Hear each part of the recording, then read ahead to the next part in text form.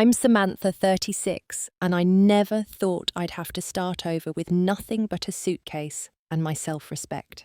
After 15 years of marriage, I discovered my husband David was sleeping with my younger sister Melissa. The betrayal cut deep, but learning my teenage children had known for 2 years and helped hide it shattered my world completely. When the truth finally surfaced, I made a decision that shocked everyone.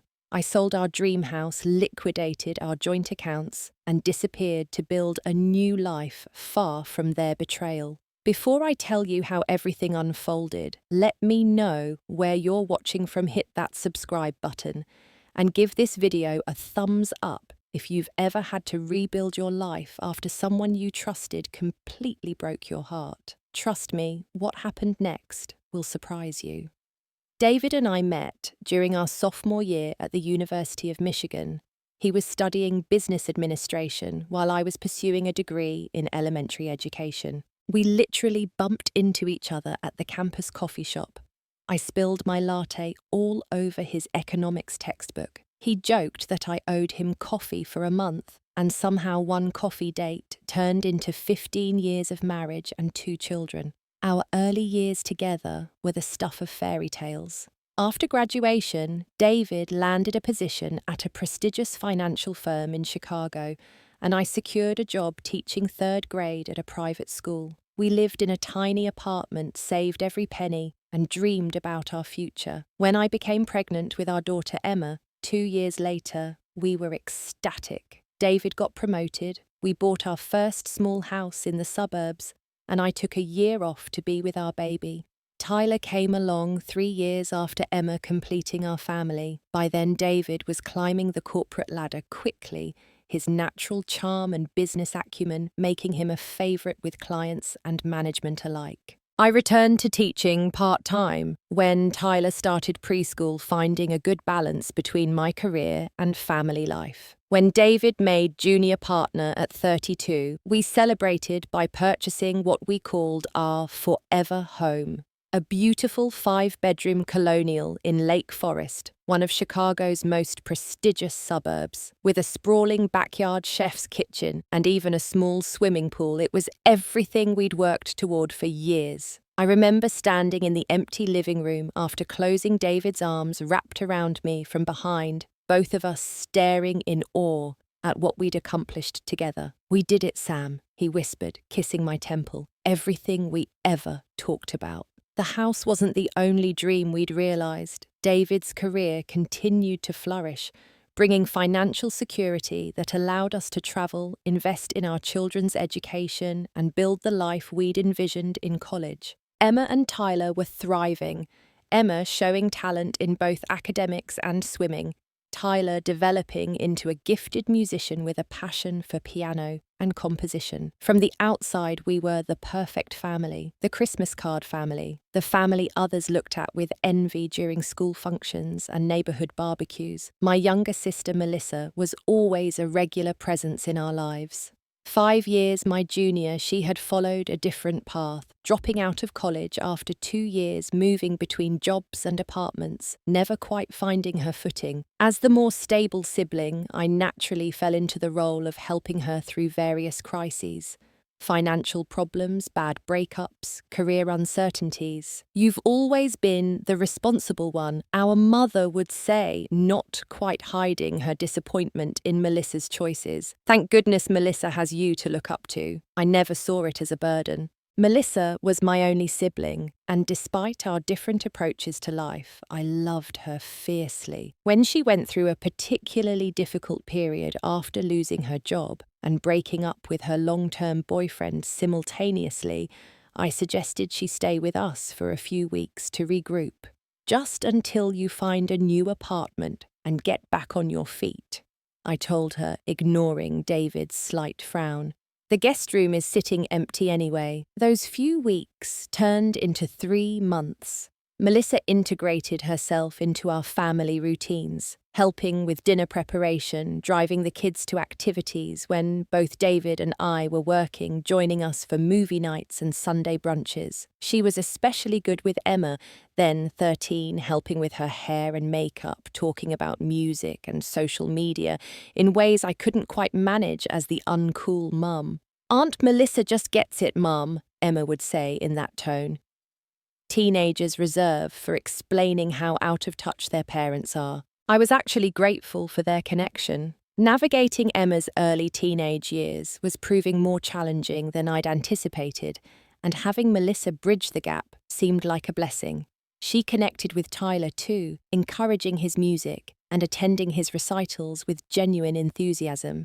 David initially seemed annoyed by Melissa's extended stay, making comments about, "When is your sister finding her own place?" when she wasn't around. But gradually his attitude shifted. I noticed them laughing together in the kitchen, engaging in playful debates about politics or movies, developing what seemed to be a comfortable friendship. "She's growing on me," David admitted one night as we got ready for bed. "She's actually pretty funny when you get to know her."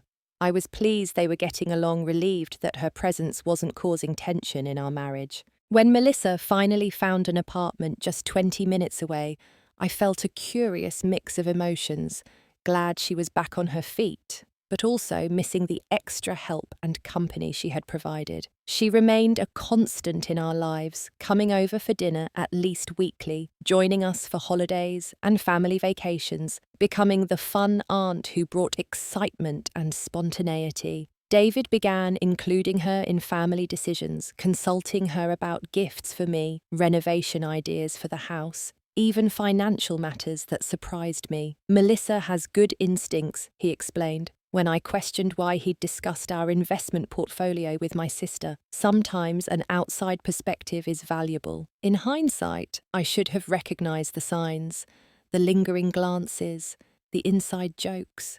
The way conversations would sometimes stop abruptly when I entered a room. But I trusted my husband completely. And my sister, despite her flaws, I never imagined she could betray me so fundamentally. The shift in my children was more noticeable. Emma, entering her difficult teenage years, became increasingly distant. At first, I attributed it to normal adolescent development. The need for privacy and independence, the pushing away from parental influence. But there was something else there, something I couldn't quite identify. A guardedness in her interactions with me, a reluctance to share details about her day or her feelings. "She's just being a teenager, Sam," David assured me when I expressed concern. "Don't take it personally." Tyler, always more sensitive and observant than his sister, seemed troubled in a different way. His usually exuberant piano playing took on a melancholy quality. He became quieter at family meals, watching the interactions between adults with an intensity that sometimes unnerved me. When I tried to discuss these changes with David, he brushed off my concerns. "Kids go through phases, they're adjusting to growing up. Stop overthinking everything." His dismissiveness hurt, but I told myself he was probably right. I was the one with them every day, noticing every small shift in behavior or mood.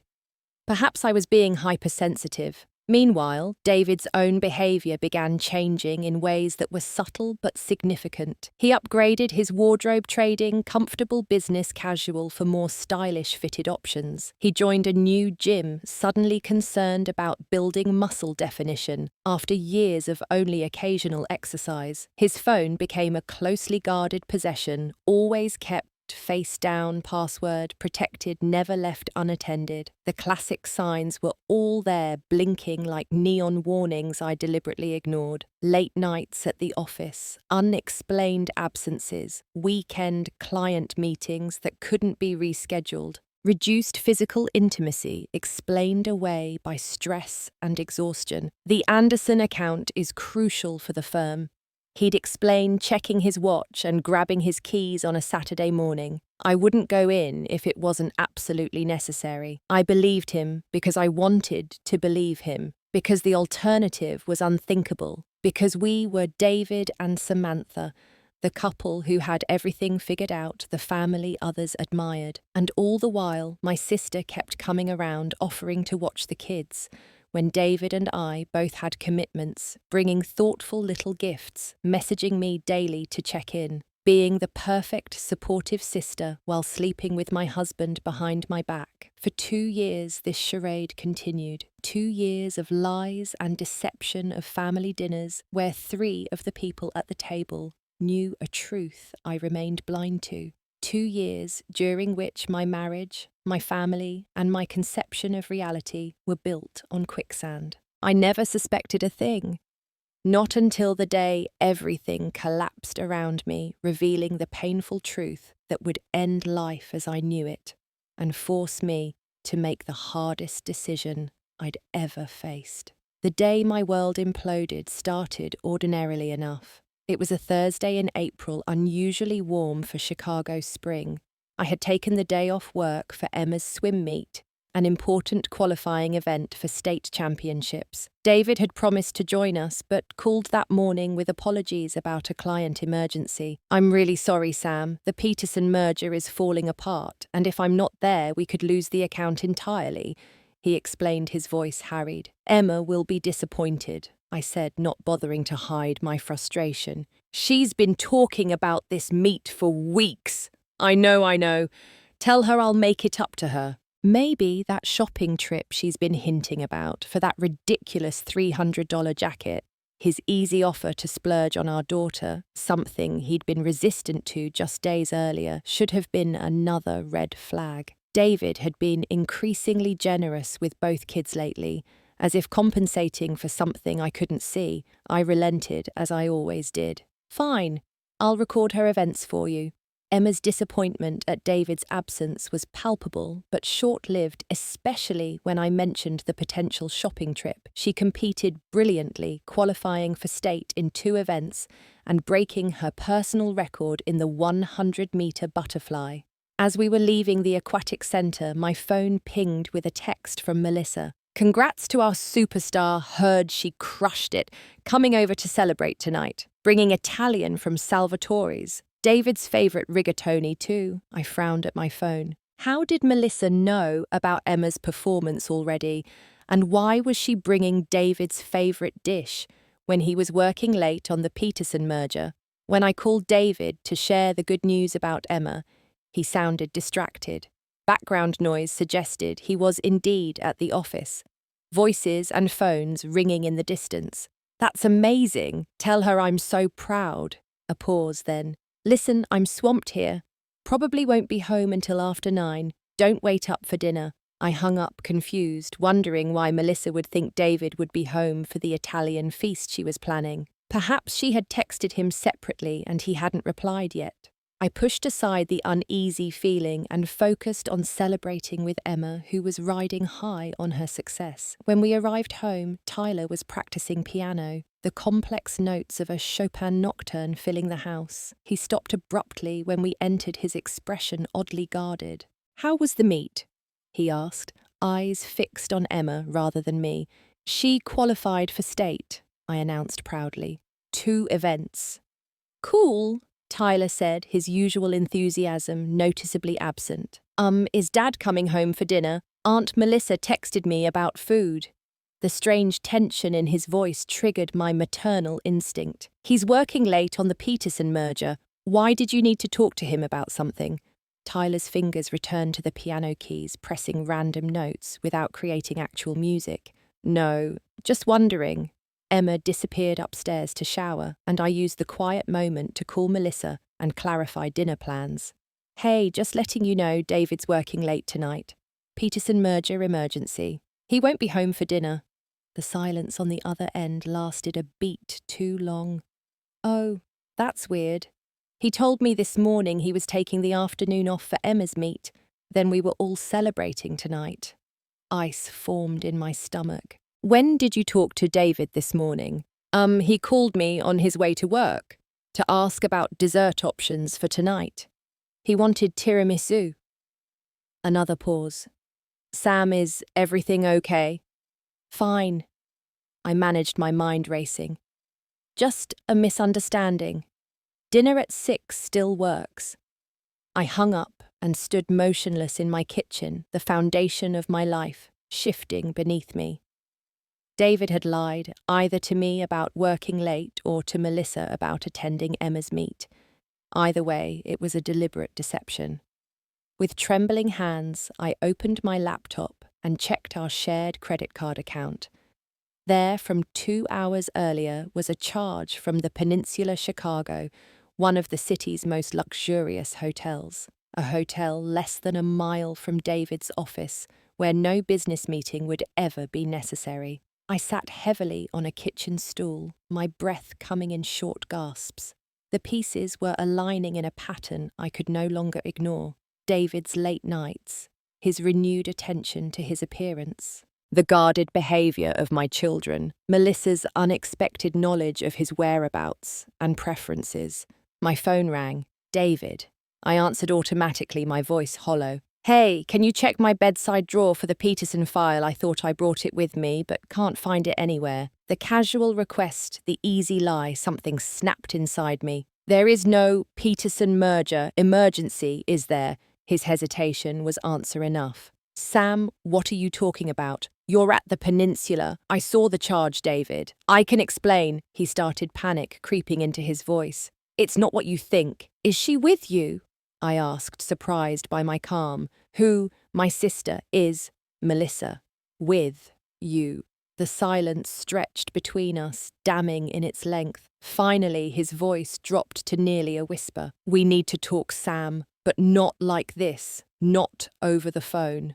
How long? My voice cracked despite my determination to remain composed. Another pause. Sam, please.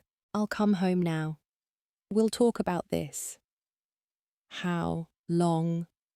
I wasn't asking anymore. He sighed, a sound of surrender. 2 years. Just over 2 years. The timeline hit me like a physical blow. 2 years. Half of Tyler's time in middle school, most of Emma's high school experience, 730 days of smiles and lies and family dinners where I was the only one not in on the secret. The kids know, don't they? I asked, though I already knew the answer. The pieces falling horribly into place. His silence was confirmation enough. I'll be home in 30 minutes, he finally said. Don't do anything. Just wait for me, okay?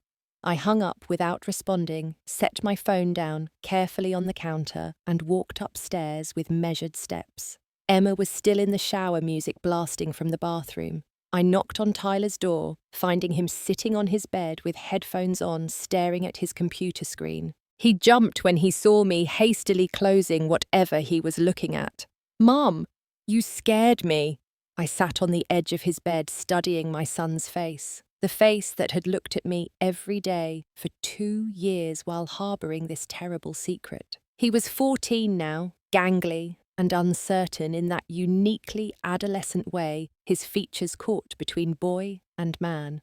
Tyler, I said gently, I need you to be honest with me. How long have you known about Dad and Aunt Melissa? His face drained of colour, eyes widening in panic. What? I don't know what you're talking about. Please, I said, my voice breaking slightly. No more lies. I already talked to Dad. I know it's been happening. I just need to know how long you've known. Tyler looked down at his hands, shoulders slumping in defeat. Since Christmas break, last year. He swallowed hard. I saw texts on Dad's phone when he asked me to order pizza. He forgot he was logged into his messages on the iPad too.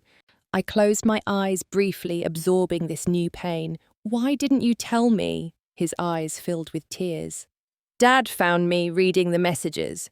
He said it would destroy our family if you knew, that you'd make him leave and we'd have to sell the house and change schools and everything would be ruined.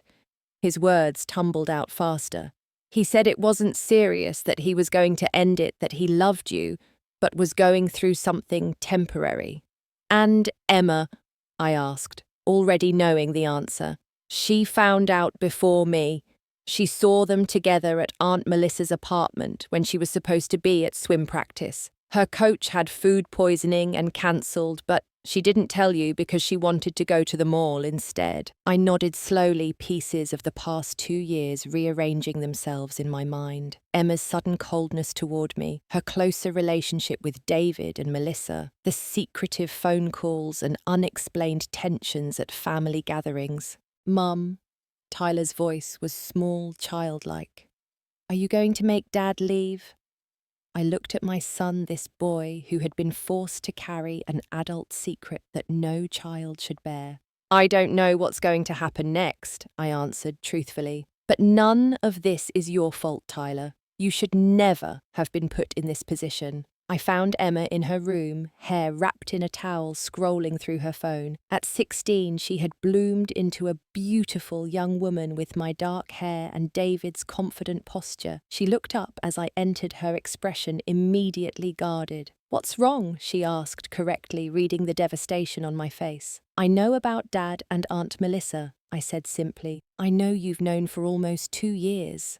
Unlike Tyler, Emma didn't deny it. Her face hardened, a defensive wall slamming into place. "So what now? You're going to blow up our whole family over it?" Her hostility stunned me. "Emma, your father and aunt have been having an affair. They betrayed our family, not me." "It's not that simple," she countered, setting her phone down. "Dad was unhappy. You were always busy with school stuff and never made time for him. Aunt Melissa listens to him, understands what he needs." The words cut deeper than anything I could have imagined. Not just the defense of the indefensible, but the clear parroting of justifications she must have heard from David or Melissa. "I see," I said quietly, "and that makes it okay to lie to me, to help them deceive me in my own home."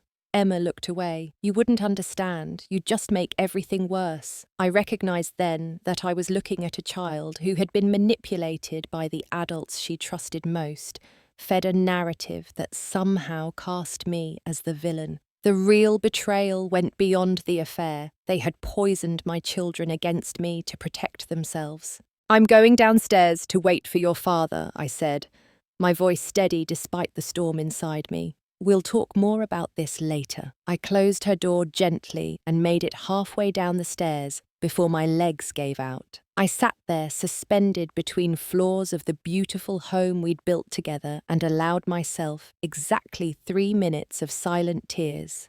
Then I wiped my face, straightened my shoulders, and continued downstairs to await the arrival of my husband and the sister who had destroyed every foundation of my life. When the doorbell rang 20 minutes later, I opened it to find them standing together on my porch. My husband and my sister not touching, but clearly united, their guilty expressions mirrored in a way that confirmed everything without a word being spoken.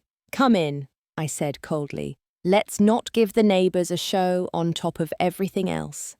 They followed me into the living room, taking seats across from me like penitent schoolchildren before a principal. The absurdity of them arriving together, of coming to this conversation as a unit rather than as the separate betrayers they were, wasn't lost on me. "Sammy," Melissa began, using my childhood nickname, "we never meant for this to happen." "Don't," I cut her off. "Don't you dare use that name. Don't pretend this was some force of nature beyond your control. You made choices, thousands of choices, every day for 2 years." David leaned forward, his handsome face contorted with what appeared to be genuine anguish. "Sam, we were going to tell you. We've been trying to figure out how to do this without hurting you more than necessary." A laugh escaped me, bitter and sharp. "Without hurting me, you involved our children in your deception. You made them lie to me, carry your secret choose sides. Tell me what part of that was designed to minimize my pain." The 3 of us sat in that immaculate living room surrounded by family photos chronicling 15 years of what I now understood was a marriage built on shifting sand. The magnitude of the deception was still unfolding in my mind, not just the affair itself, but the elaborate architecture of lies required to maintain it. The complicity of my children, the systematic gaslighting that had made me doubt my own perceptions. I want you both out of my house, I said finally. David, you can stay at Melissa's apartment or the peninsula or whatever rock you've been hiding under. I need time to think about what happens next. Sam, be reasonable, David started. This is my house too. We need to discuss this calmly like adults. Like adults, I repeated incredulously. Adults don't conspire with children to deceive their mother. Adults don't spend 2 years lying to their spouse's face. You forfeited any right to discuss this like adults the moment you involved Emma and Tyler in your betrayal. Melissa stood up, tears streaming down her face. Sam, please, I know you're hurt and angry, but we're still family. We can work through this. The audacity of her statement left me momentarily speechless.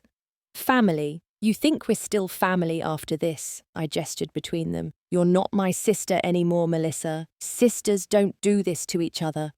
Ever.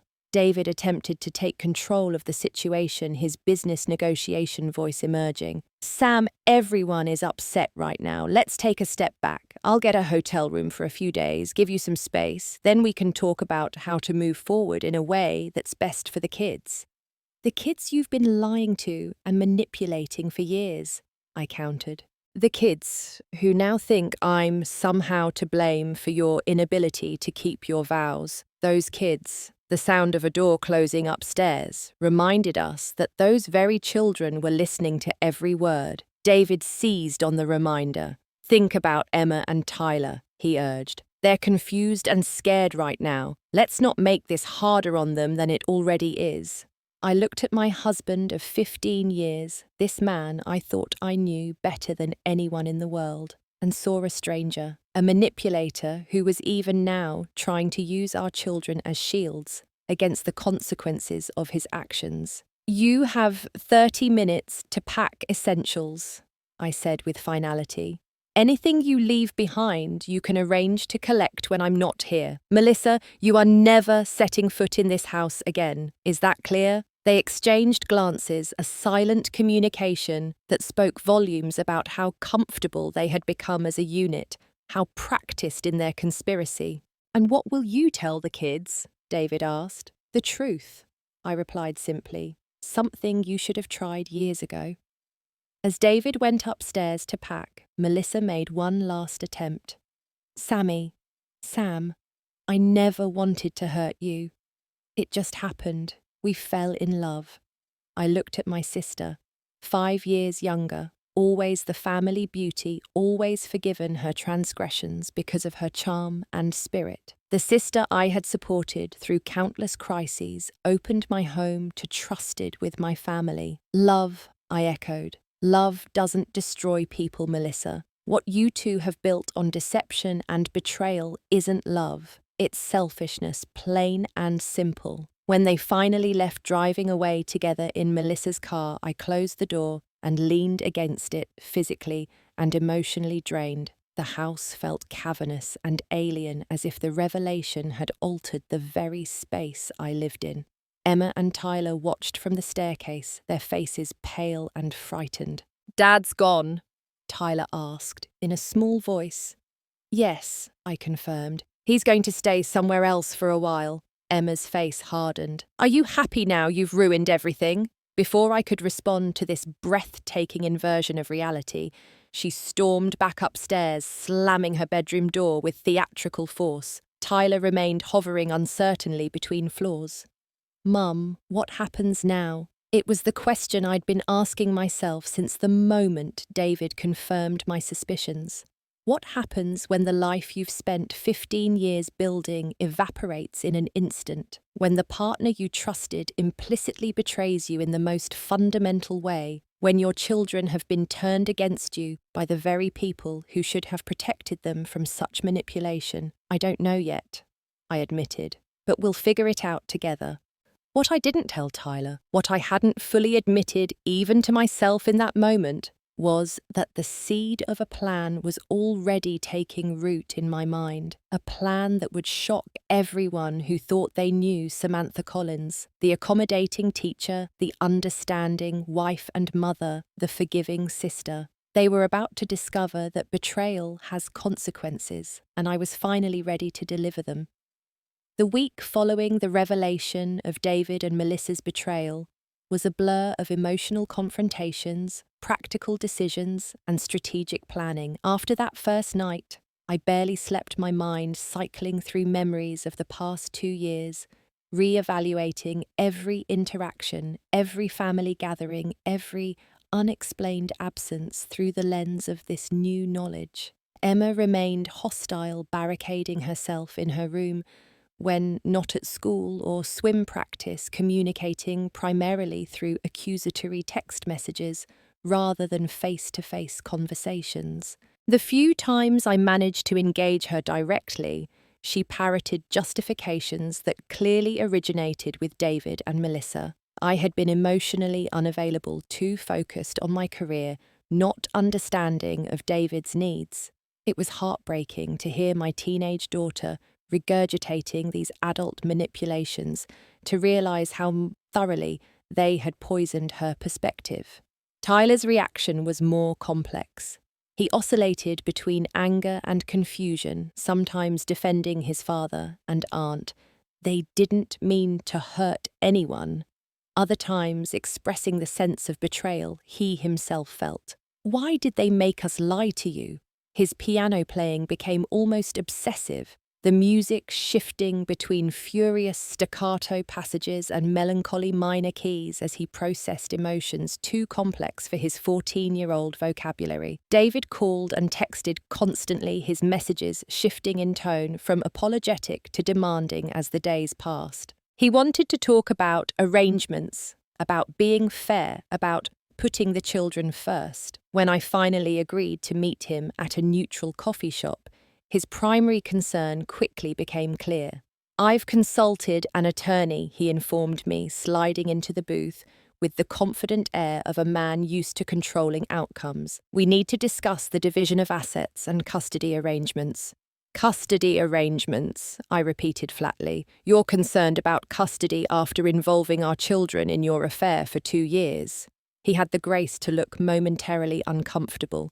"That was a mistake. We should never have put them in that position, but they're still our children, and they need both parents." "Did they need both parents when you were teaching them to lie to me, when you were undermining my relationship with them to protect yourself?" My voice remained low, but several nearby patrons glanced our way, sensing the tension. David leaned forward, his voice dropping to an urgent whisper. "Sam, be reasonable. I know you're hurt and angry. You have every right to be, but we need to handle this like adults for Emma and Tyler's sake." "Like adults," I echoed, remembering how he'd used the same phrase that first night. "Let me ask you something, David. Where have you been staying since you left?" He hesitated, confirmation enough of what I already knew. "That's not relevant to our discussion." "You're living with Melissa," I stated.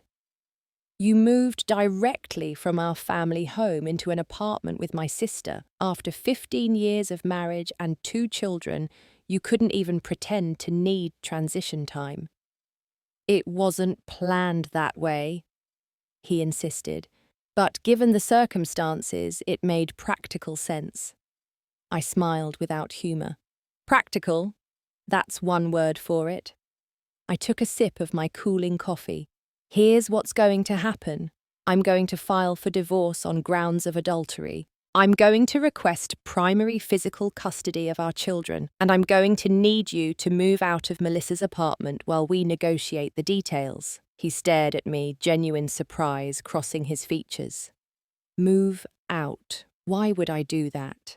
"Because if you wanted any chance at a civil divorce and reasonable custody arrangement, You need to demonstrate that you understand the gravity of what you've done. Living openly with my sister immediately after our separation sends a message to our children that betrayal has no consequences. David's expression hardened. That's manipulative, Sam, using the kids as leverage. The irony of his accusation wasn't lost on me. No, David, manipulative was involving our children in your affair.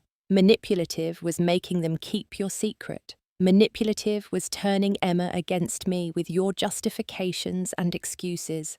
Our conversation ended in stalemate, with David refusing to leave Melissa's apartment and me refusing to discuss further details until he did. We parted without resolution, the distance between us now measured not just in betrayal, but in fundamentally different understandings of accountability. The next morning, I called in sick to work and made an appointment with Diana Winters, a divorce attorney known for her ruthless effectiveness in high-conflict cases. Her office in downtown Chicago projected exactly the image her reputation suggested: modern, minimalist, intimidating. "Adultery with your sister," Diana repeated after I'd explained my situation, her perfectly manicured nails tapping against her desk. "And the children knew and covered for them." I nodded, the facts still painful to articulate aloud. "That's particularly egregious," she continued. "The psychological impact on the children alone. How are they handling it now?" "My daughter blames me," I said, the words catching in my throat. "My son is confused. They both seem to think I'm overreacting." Diana's expression softened marginally. "That's not uncommon, unfortunately. Children often align with the parent they perceive as more powerful, especially when that parent has effectively groomed them to accept the unacceptable. It's a form of traumatic bonding." She pulled up a document on her computer and began typing rapidly. "Illinois is a no-fault divorce state, but adultery can still impact proceedings, especially regarding division of assets and custody when there's evidence of parental alienation." "Parental alienation," I repeated. "When one parent systematically damages the relationship between the children and the other parent," she explained. "From what you've described, involving the children in keeping secrets from you, allowing them to believe you were somehow responsible for the affair, that's textbook alienation behavior." For the next hour, Diana outlined potential strategies for the divorce proceedings, emphasizing the importance of documentation and evidence. When she asked about financial assets, I realized how little I actually knew about our complete financial picture. "David handles most of the investments and major accounts," I admitted. "I know we have retirement funds, stock portfolios, the house equity, but I don't have details or account access for everything." Diana's expression grew serious. "That's the first thing we need to address. Spouses in your position often discover assets being moved or hidden once divorce proceedings begin. I'm going to need you to do some financial reconnaissance before we file anything official." Over the next week, I became a detective in my own life. While maintaining a facade of normality for the children's sake, driving them to activities, helping with homework, preparing meals, I systematically gathered information, about every aspect of our financial lives. I found tax returns in David's home office, photographed documents, wrote down account numbers. I discovered investment portfolios I hadn't known existed, a vacation property in Michigan purchased 2 years ago that David had described as a client's weekend home when we'd visited, and concerning cash withdrawals from our joint accounts over the past 6 months. "He's been preparing," Diana confirmed when I shared my findings. "The property purchase coincides with when the affair began. The cash withdrawals suggest he's been building a contingency fund." "Can he do that?" I asked. "Just hide assets like that. It's not legal, but it happens frequently," she replied. "The good news is we have documentation now. The bad news is there may be more we haven't uncovered." As I investigated our finances, I also began speaking with potential witnesses, friends who had observed David and Melissa together. Neighbours who had noticed patterns of visits when I was away, even my children's therapist, who confirmed that both Emma and Tyler had exhibited signs of stress and inappropriate secret-keeping during the period of the affair. Each conversation was painful, revealing how many people had suspected something was wrong but hadn't spoken up, how transparent the deception had been to everyone except me. I wanted to say something, admitted Jen, a neighbour who had seen David and Melissa embracing in our driveway late one evening. But I wasn't completely sure, and I didn't want to be the person who destroyed your marriage if I was wrong. The irony was bitter. My marriage had already been destroyed, I just didn't know it yet. Throughout this period, David continued his campaign to appear reasonable and concerned primarily about the children's well-being. He requested regular visits, suggested family therapy, proposed mediation instead of litigation, all while still living with Melissa, still presenting their relationship as an inevitable love story rather than a calculated betrayal. Emma began spending more time at Dad and Aunt Melissa's, coming home with stories about their cozy dinners, their understanding of her feelings, their promises that everything would work out once I stopped being so vindictive. Tyler was more resistant, uncomfortable with the arrangement, even as he missed his father. It was after one particularly difficult weekend when Emma returned from a stay with David and Melissa, full of renewed hostility toward me, that my plan crystallized fully. I sat at my kitchen table late that Sunday night, surrounded by financial documents, property assessments, and custody research, and made a decision that would change everything. The next morning I called Diana. "I want to sell the house," I said without preamble. "Immediately, and I want to liquidate as many of our joint assets as possible before filing for divorce." There was a pause on the line. "That's an aggressive move, Samantha. Are you sure?" "Completely," I confirmed. "David thinks he can maintain control through this process. He thinks his financial leverage and influence over the children will force me to accept whatever terms he offers. I need to change the equation. Selling the house will impact the children," Diana cautioned. "It's their home, too." "Their home was destroyed the moment their father and aunt involved them in a web of deception," I replied, a new steeliness in my voice. "They need to understand that actions have consequences, all of them." What followed was 3 weeks of intense activity. I listed our Lake Forest home with a realtor known for quick sales, pricing it aggressively to attract immediate interest. I closed joint credit cards and bank accounts, transferring my share to newly established sole accounts. I consulted with Emma and Tyler's school about mid-year transfer procedures, researching apartments in a neighbouring suburb with good educational options. David was blindsided exactly as I'd intended. When the realtor's sign appeared on our front lawn, he called in a panic. "What the hell are you doing?" he demanded. "You can't sell our house without my agreement." "Actually, I can initiate the process," I informed him calmly. "Since both our names are on the deed, you'll need to sign off on the final sale, but I suspect you'll find that preferable to buying out my half at current market value." "This is our family home," he sputtered. "The kids' home. You're punishing them to get back at me." "No, David.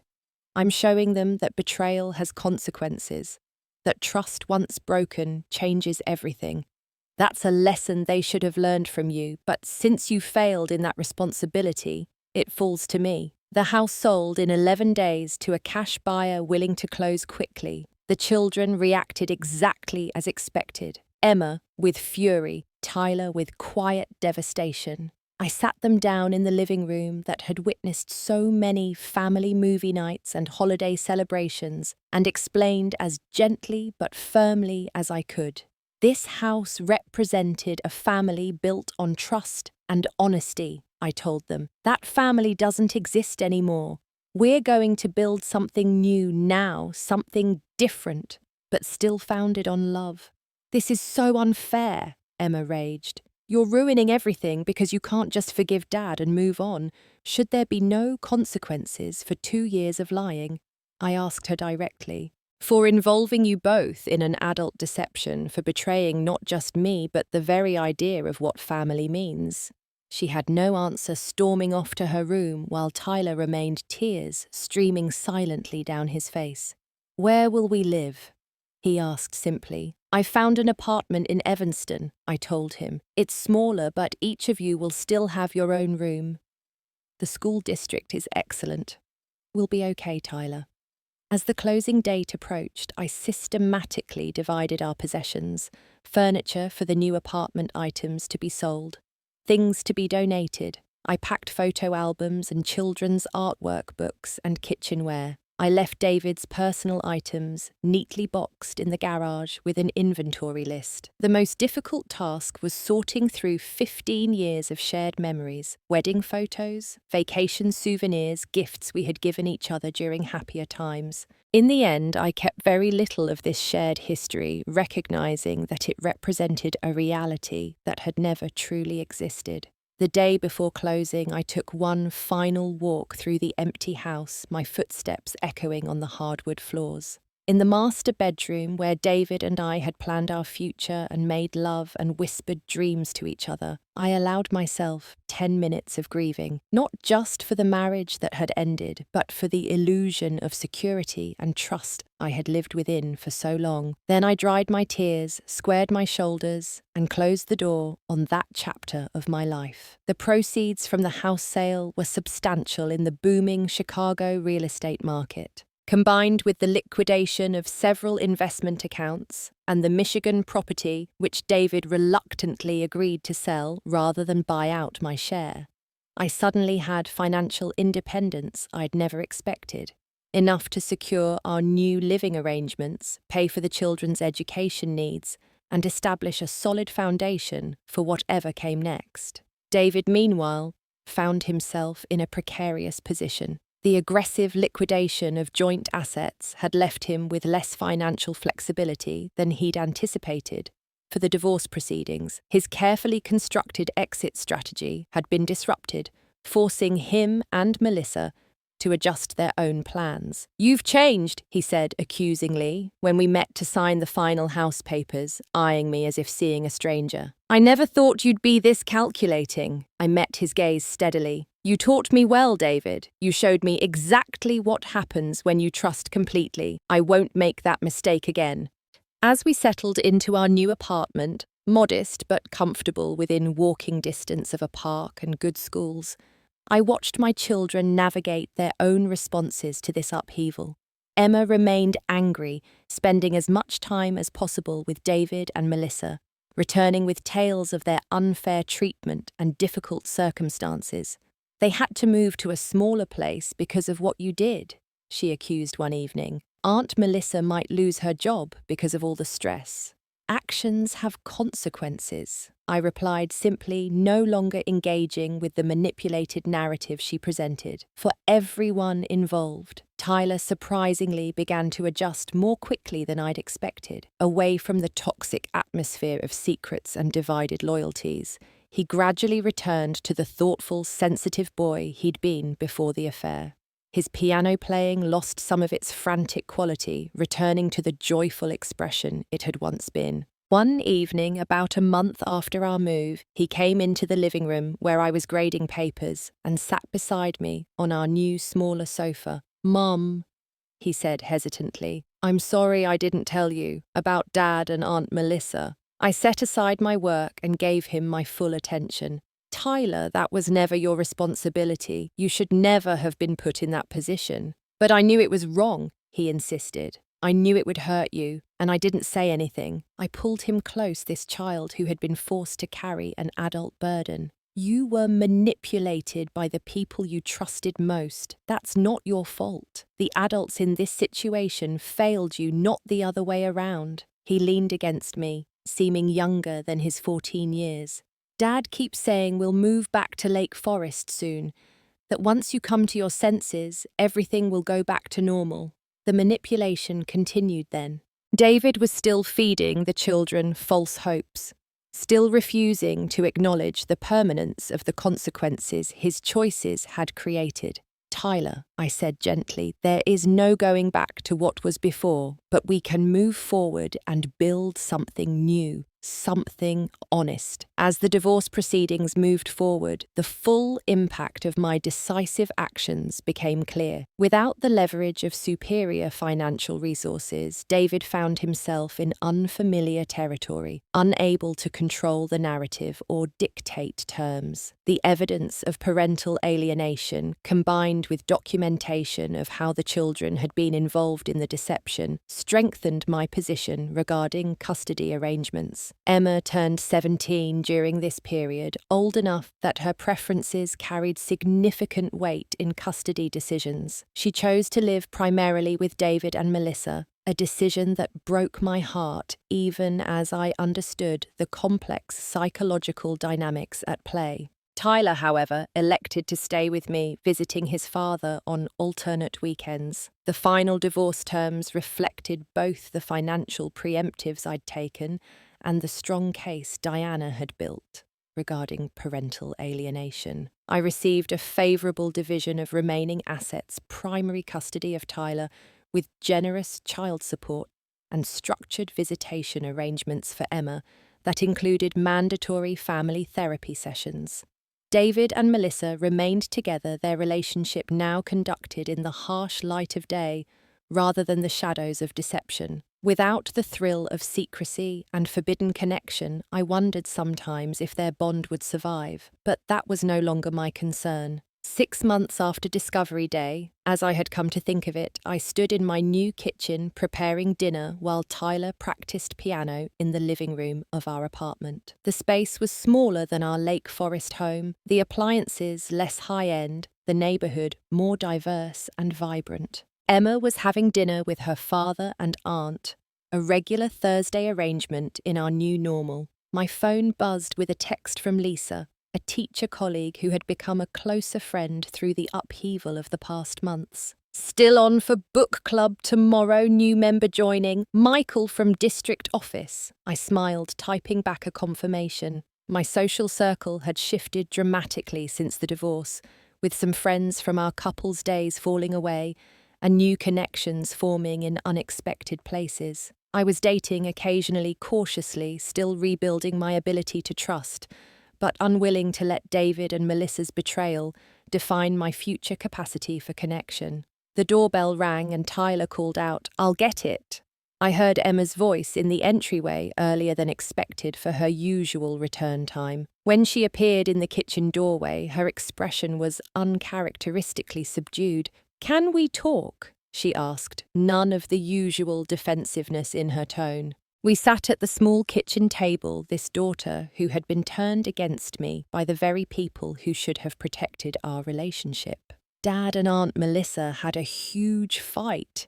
She began staring at her hands, about money and the Michigan house and other stuff. I waited, giving her space to continue at her own pace. She said they never meant for it to last this long, that it was supposed to be temporary just until Dad got it out of his system. Emma's voice cracked slightly. They didn't think I could hear them. The confirmation of the affair's calculated nature, not a grand passion, but a selfish indulgence, seemed to have shaken Emma's carefully constructed narrative about her father and aunt's relationship. "I've been really awful to you," she continued, tears forming. "I believed everything they told me about you being cold, about you not understanding Dad's needs. I thought I was being loyal by taking their side."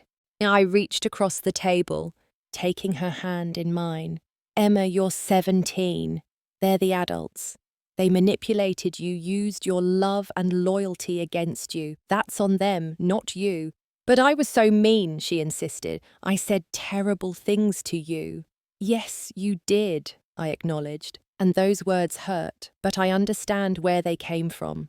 I never stopped loving you, Emma, not for a single moment." That night, for the first time in months, both my children slept under the same roof. As I checked on them before going to bed myself, Tyler sprawled across his twin bed, Emma curled in the guest room that would become hers if she chose. I felt a cautious optimism taking root. The beautiful Lake Forest house was gone. The financial security of our previous life had been voluntarily dismantled. The family unit as we had known it was irreparably altered. But in its place, something new and potentially stronger was emerging, a relationship with my children based on honesty rather than illusion, a personal identity no longer defined by my role as David's wife, a future I was designing rather than accepting. I had sold everything, yes, but what I'd gained in return was far more valuable. My self-respect, my autonomy, and the chance to show my children that betrayal has consequences, but also that resilience is possible in the aftermath of even the most profound deceptions. 1 year after selling the Lake Forest house, our lives had found a new rhythm so different from before that it sometimes felt like I was living someone else's story. Our Evanston apartment had become a true home, decorated with intention rather than obligation to anyone else's taste or expectations.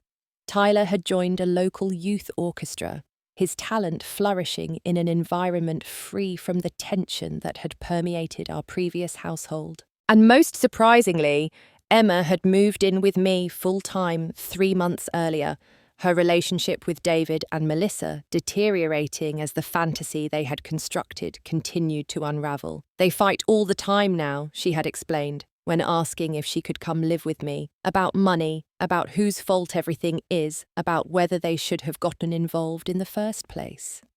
Aunt Melissa keeps saying she wasted the best years of her life on someone else's husband. I had welcomed her without recrimination, helping her transition to Evanston High School for her senior year, setting clear boundaries and expectations while rebuilding our damaged relationship day by day. The mandatory therapy sessions ordered as part of the custody arrangement had evolved into voluntary family counselling that all 3 of us found valuable. David's financial situation had deteriorated significantly since the divorce. The hasty liquidation of our major assets had disrupted his carefully planned exit strategy, and his firm had placed him on probation when the scandal became public knowledge affecting client relationships. Melissa had indeed lost her job, not because of stress, as Emma had initially reported, but because her employer discovered she had been using company resources to coordinate meetings with David during the affair. I took no pleasure in their difficulties, but I couldn't deny the validation of seeing natural consequences unfold. The affair that had seemed worth destroying a family for had revealed itself as exactly what it was, a selfish indulgence built on deception, ultimately satisfying to no one. My own life, meanwhile, had expanded in unexpected ways. I had accepted a promotion to curriculum coordinator at my school, a role that offered better compensation and professional growth. I had developed new friendships and rekindled old ones that had fallen away during my marriage. And yes, I had begun dating Michael, the district office administrator, who had joined our book club. Cautiously at first, then with growing confidence as he demonstrated consistency and transparency in a way David never had. The most profound changes, however, were internal. I no longer second-guessed my perceptions or minimized my needs. I no longer accepted responsibility for others' choices or apologized for holding people accountable. The accommodating, conflict-avoidant Samantha had been replaced by a woman who understood her worth and expected to be treated accordingly. This transformation was most evident in my interactions with David, which had evolved from emotional confrontations to business-like exchanges focused primarily on co-parenting logistics. When Emma decided to move in with me, his attempts to guilt or manipulate her into returning had been met with a clear boundary from both of us. "My relationship with Mum isn't your business anymore," Emma had told him, her voice steady despite his emotional appeals. "You lost the right to an opinion when you lied to me for 2 years. Tyler remained more sensitive to his father's feelings, but even he had developed a healthier perspective on the situation. "Dad made really bad choices," he observed during one of our family therapy sessions. "I still love him, but I don't trust him the same way anymore. On a crisp October afternoon, almost exactly a year after Discovery Day, I sat on a bench at the Evanston lakefront watching Tyler and Emma skip stones across the water. They were laughing together, their sibling bond strengthened rather than weakened by the upheaval we had weathered. My phone buzzed with a text from David. Need to discuss Thanksgiving arrangements. Can I call tonight? I typed a brief, polite response confirming a time, then returned my attention to my children. The holiday season would bring its own challenges, our first full cycle of celebrations in our new reality. But I felt equipped to navigate them now. A family passing by caught my eye, a young couple with a toddler between them swinging the child as they walked. They looked so happy, so certain of their shared future. I had been that confident once, that trusting, but I didn't envy them or wish to return to that state of blissful ignorance. The lessons I had learned, painful as they were, had value I wouldn't trade away. "Mum, watch this," Tyler called, attempting an ambitious stone skip that fell comically short. Emma laughed, demonstrating her superior technique that sent a flat stone bouncing 5 times across the surface. I joined their laughter, feeling the warm October sun on my face, the simple joy of a moment shared without pretense or hidden agendas. This was real. This connection, this healing, this new family configuration we were creating day by day. Later that evening, after the children were occupied with homework and online conversations with friends, I sat at our small dining table with a glass of wine, reflecting on the past year. The financial security from selling everything had provided more than just material stability during the transition. It had given me options freedom and, most importantly, time to heal without immediate economic pressure. My phone rang precisely at the scheduled time. David predictably punctual when it served his interests. "Hello, Samantha," he began, his business voice firmly in place. "Thanks for making time to discuss the holiday schedule." "Of course," I replied, matching his professional tone. "What did you have in mind?" "Well, I was hoping to have both kids for Thanksgiving this year. My parents are coming in from Florida, and they haven't seen much of Emma and Tyler since everything." I considered the request. David's parents had been peripheral figures in our marriage, visiting only occasionally from their retirement community. They had expressed shock and disappointment when the affair came to light, but ultimately stood by their son, as parents often do. "I think that should be the children's decision," I said finally. "Emma's old enough to choose for herself, and Tyler should have input as well. I won't stand in the way if they want to see their grandparents." There was a pause, then David asked in a softer voice, "How are they doing, really?" "They're healing," I answered honestly. "It hasn't been easy, but they're resilient. Tyler's music has become an important outlet. Emma's working through a lot of confusion and anger in therapy. And you," he asked unexpectedly, "how are you, Sam?" The familiar nickname jarred me slightly. David hadn't called me Sam since before the divorce was finalized. "I'm well," I said after a moment. "Building a life I didn't expect but am grateful for." Another pause, longer this time.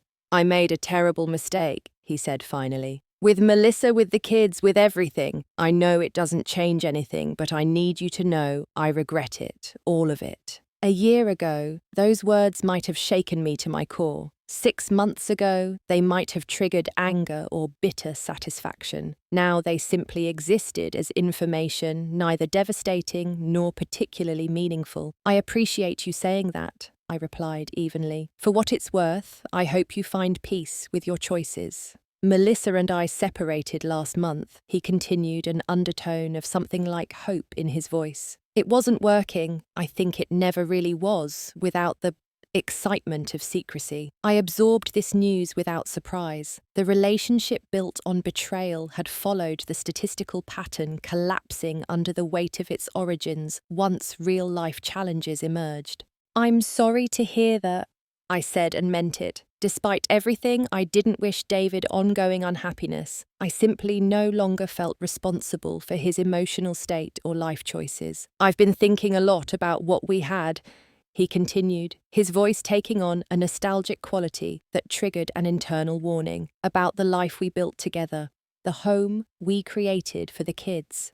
And there it was, the true purpose of this call beyond holiday scheduling. David was testing the waters, seeing if the destruction of his relationship with Melissa might open a path back to what he had discarded so carelessly. David, I interrupted gently but firmly, we're co-parents now. That's the relationship we have, and it's the only one we'll have going forward. I've moved on, and I suggest you do the same. His silence told me he'd understood the message clearly.